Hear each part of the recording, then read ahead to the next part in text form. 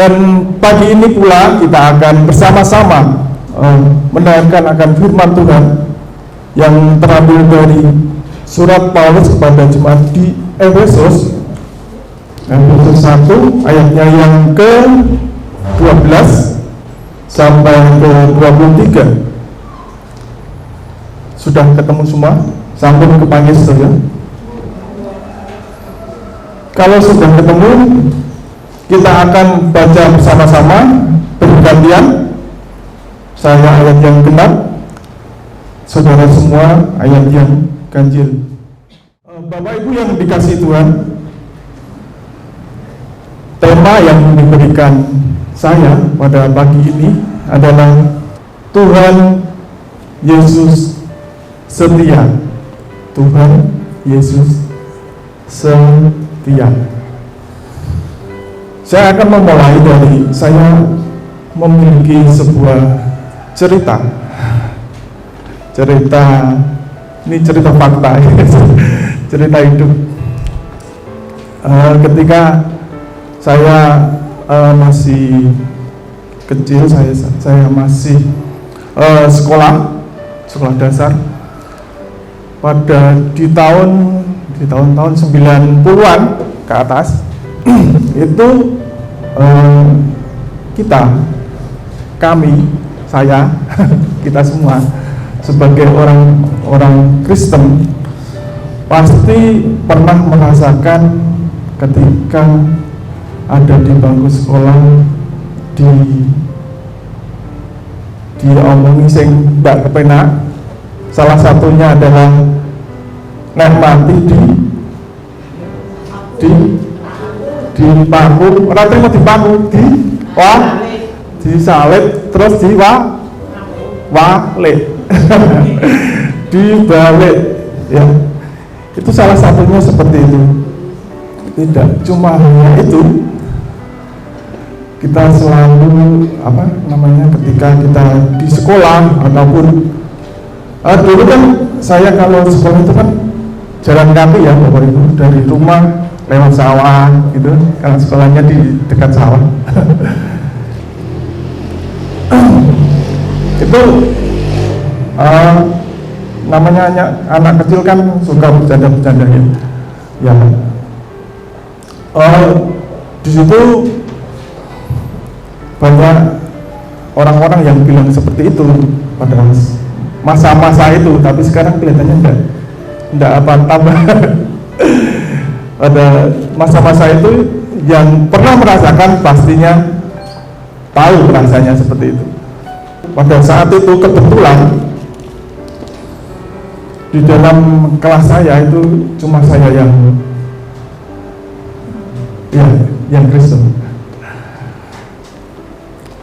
Dan saya dulu itu ketika di sekolah mempunyai guru agama, tapi tidak agama Kristen ya. Dulu itu hanya ada agama. Ketika ada pelajaran, biasanya kita disuruh di luar, betul? Di luar apa di dalam? Di luar, pasti di luar. Ngapain di luar? Ya dolanan, wong dikon njompo kok enak. Ya, di luar. Ada suatu ketika seperti itu, ada sebuah penawaran. Mungkin tidak, saya itu kelas berapa ya? Sekitar 4, kalau ada 4 ya 5 itu. Di situ ada sebuah penawaran, yaitu kalau kamu mau, saya kasih kamu ini sama ini. Pasti seperti itu kan dulu? Ya, sama berarti. Ya, kalau kamu mau, saya kasih ini dan itu. Itu kalau kita sebagai anak kecil pasti kepengen pengen punya itu, kepengen sama teman-teman yang lain. Soalnya kita sendirian, teman-teman kita banyak seperti itu. Sebagai anak kecil kita pastinya kepengen seperti itu. Tetapi puji Tuhan, saya menolak itu. Saya tidak ikut ke situ. Tetapi Bapak Ibu yang dikasih Tuhan, ada saya lupa, ada satu teman saya itu yang ketut dengan ini yang seperti itu. Dari sini saya mau sampaikan bahwa ketika kita sebagai orang Kristen, biarpun dari kecil kita sudah mendapat sebuah tantangan, tidak Pak, betul ujung-ujung gede terus di situ banyak permasalahan, tidak seperti itu. Sudah dari awal kita punya tantangan. Begitu juga di dalam jemaat yang ada di Efesus yang kita renungkan pada pagi hari ini, yang dimana pada dasarnya sebagian besar adalah penyembah berhala. Di sana pada waktu itu adalah sebagian besar penyembah berhala, yaitu sering mereka sebut, yang mereka percaya itu sering mereka sebut yaitu Dewi Artemis. Ada yang tahu Bapak Ibu Dewi Artemis? Itu adalah sebuah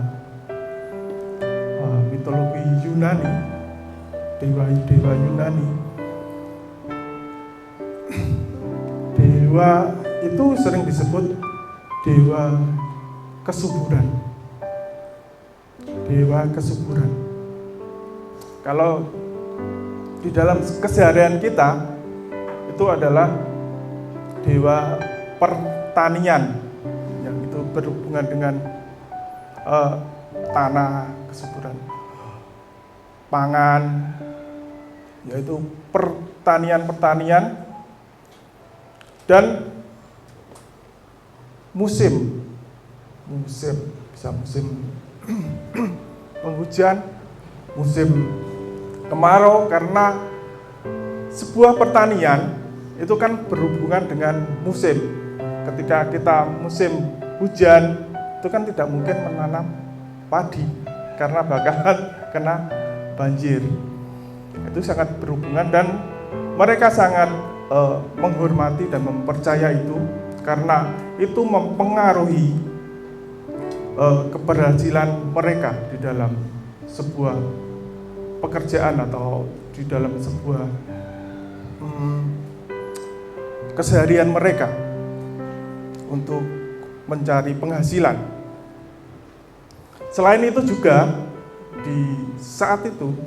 pada saat itu mereka juga penyembah dan tunduk kepada kaisar.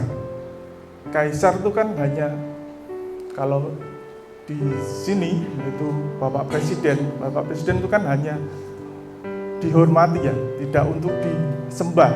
Itu konteksnya seperti itu. Tapi di sana itu kaisar mereka sembah dan mereka tunduk kepada kaisar. Ketika itu, setelah Rasul Paulus datang ke Efesus untuk mengabarkan Injil, di situ ada banyak masyarakat yang percaya kepada Tuhan. Tetapi kembali lagi, tidak mudah ketika mereka menjadi seorang Kristen. Seperti tadi yang saya ceritakan, dari kecil sudah akan ada tantangan. Apalagi jemaat-jemaat yang baru percaya kepada Tuhan, pasti ada banyak akan sekali tantangan di situ. Tantangan yang ada di situ tidak hanya dari luar atau dari dalam, tetapi ada banyak di situ tantangan yang dari orang-orang yang belum percaya kepada Tuhan. Tetapi di sini saya mau katakan, dari semua yang terjadi itu banyak sekali tantangan-tantangan dan halangan yang harus kita hadapi menjadi anak-anak Tuhan atau jemaat Tuhan hari ini dan saat ini saya mau katakan bahwa Tuhan Yesus itu setia.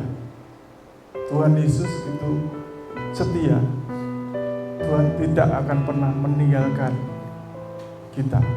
Setia yang artinya yaitu Tuhan sudah menetapkan kita semua ini sebagai anak-anak Tuhan, sudah menetapkan kita, sudah memilih kita sebelum kita lahir, sudah dipilih oleh Tuhan dan dimateraikan, distempel, iki anakku, iki adalah kepunyaanku. Dan ada lanjutannya, tidak hanya distempel tetapi juga disertai oleh siapa? Oleh Roh Kudus yang dijanjikan oleh Tuhan. Biarpun banyak sekali tantangan di dalam hidup kita harus sebagai orang Kristen harus mau bayar harga. Selain itu harus manggul salib, manggul Pak Pen itu berat, apalagi manggul salib tambah berat. Tetapi itu saya mau katakan pada pagi ini, Tuhan Yesus setia kepada Bapak Ibu, saudara semua. Yang selanjutnya bagaimana wujud nyata kesetiaan Tuhan di dalam setiap kehidupan kita. Yang pertama adalah Dia memberikan firman sebagai tuntunan hidup kita semua. Firman ini Alkitab, isinya firman yang dari Tuhan yang diberikan kita untuk kita sebagai tuntunan di dalam setiap kehidupan kita. Tuhan Yesus adalah firman. Dia sudah memateraikan Roh Kudus sebagai janjinya sampai kita memperoleh janji Allah, yaitu penebusan dan menjadi kita milik Allah. Itu bisa kita baca di ayat yang ke-13 sampai ke-14. Di situ dinyatakan bahwa firman itu adalah tuntunan hidup bagi kita semua. Terus apa yang bisa kita lakukan dalam untuk memakainya dalam setiap kehidupan sehari-hari? Hidup adalah sebuah perjalanan menuju garis akhir. Hidup kita ini itu kan sebuah perjalanan ya, perjalanan hidup, namanya perjalanan. Itu kan ada yang harus dilalui selama kita masih hidup ya, kita terus berjalan untuk menuju ke garis akhir. Dan pakailah firman Tuhan itu sebagai tuntunan hidup bagi kita ketika kita mendengarkan firman Tuhan ini dan mau merenungkannya dan melakukan di dalam kehidupan kita, sehingga kita semua yang ada di sini dituntun oleh Roh Kudus yang ada di dalam hati kita.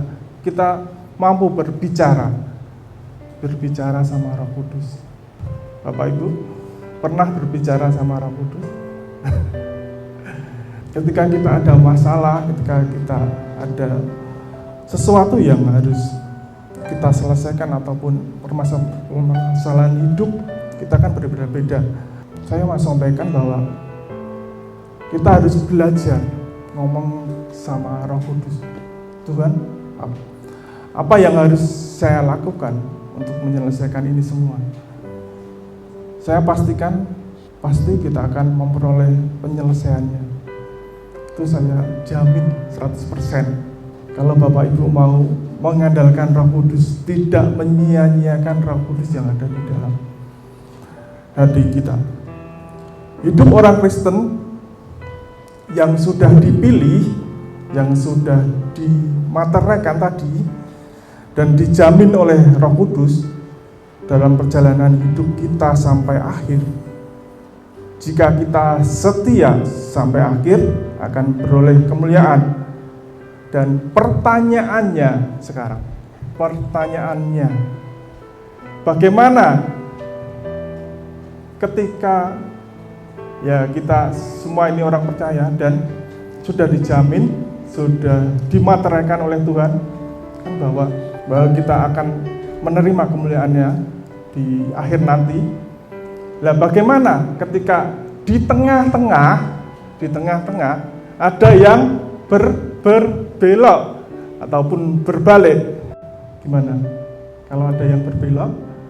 Kan kita sudah dimateraikan ini, sudah dijamin. Dan pertanyaannya, jika ada yang berbelok, bagaimana? Jawabannya ada dua.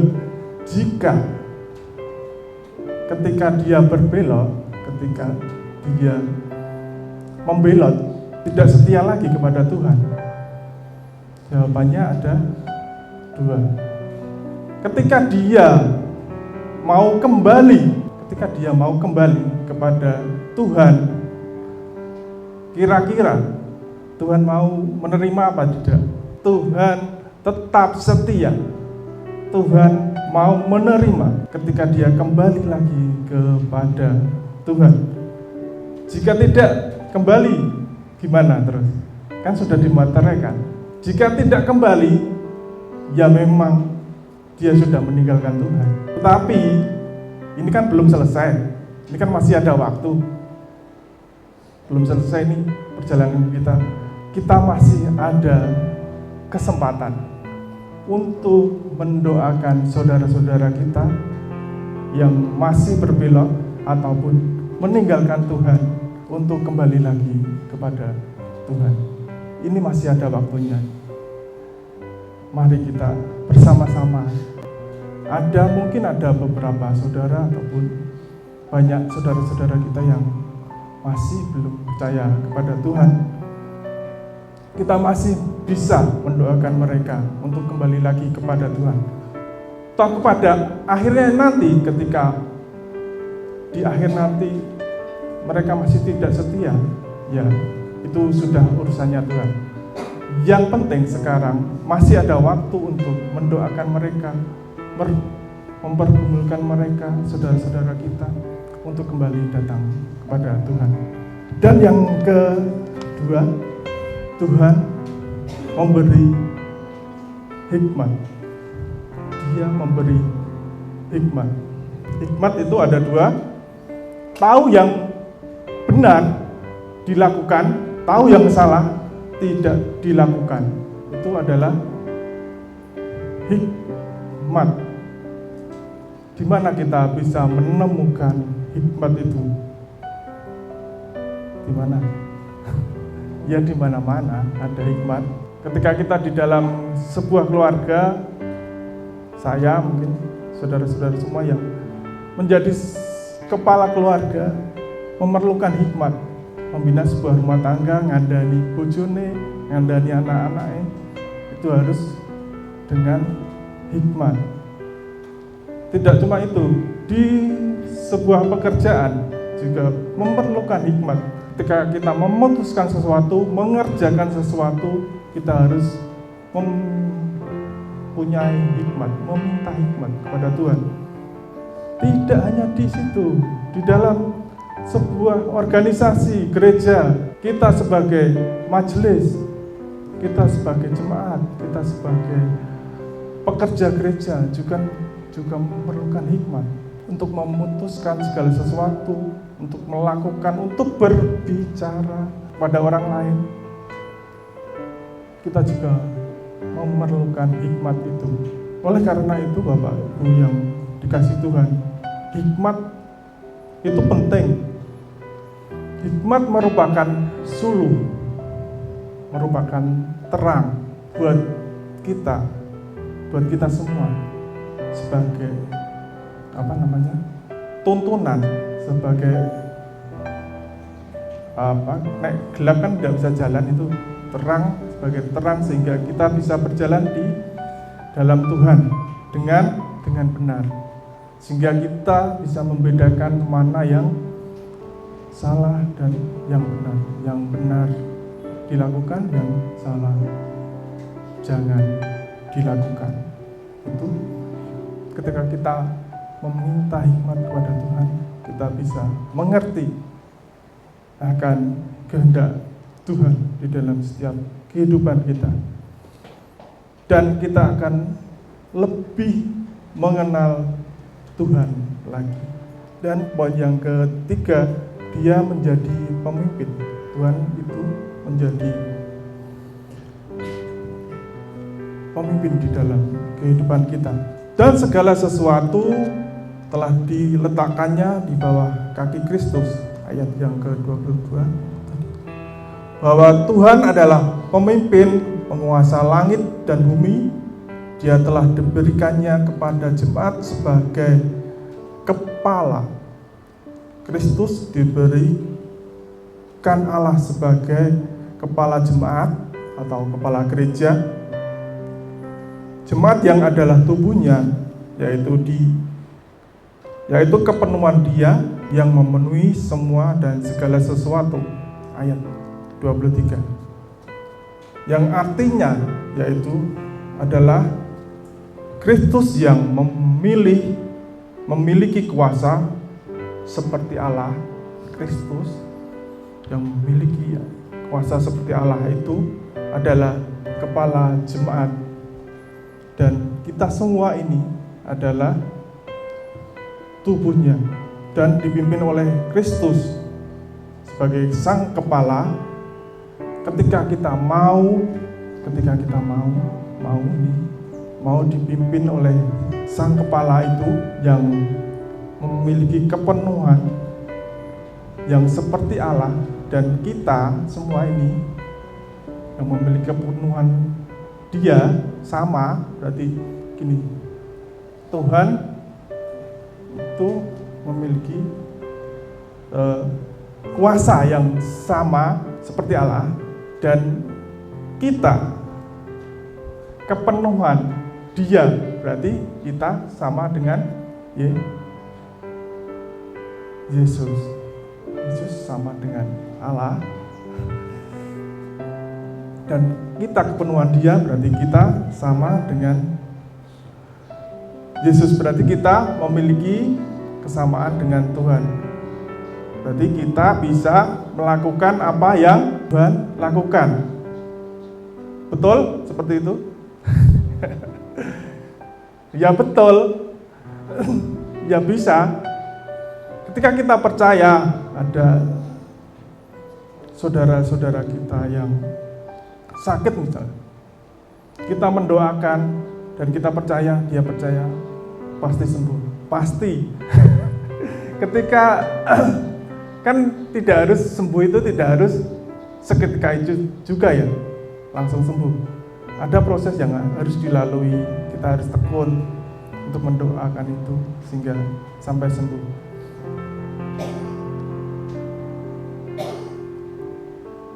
Ketika kita sama dengan Tuhan, kita bisa melakukan apa yang Tuhan bisa lakukan. Ketika kita minta kepada Tuhan kesembuhan ataupun menyelesaikan sebuah permasalahan hidup, kita percaya bahwa firman ini adalah ya dan amin. Kita mempercayai itu, saya pastikan kita bisa melaluinya dengan Tuhan sebagai pemimpin kita di dalam kehidupan sehari-hari kita. Dan sebagai penutup, mari kita menjadikan